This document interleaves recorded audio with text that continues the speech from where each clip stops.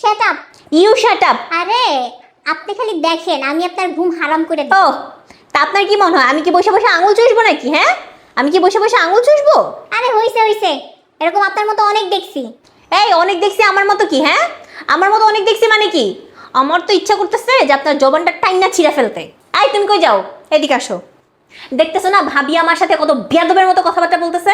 হ্যাঁ, এই ধরো ফোন নাও আর তারে উচিত জবাব দাও।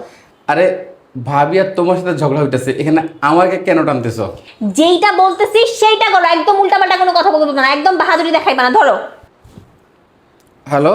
ও এতক্ষণ মিয়া বিবি পারে না, এখন আবার তার জামাইরে ধরা দিছে না? আপনারা ধরা দিছে?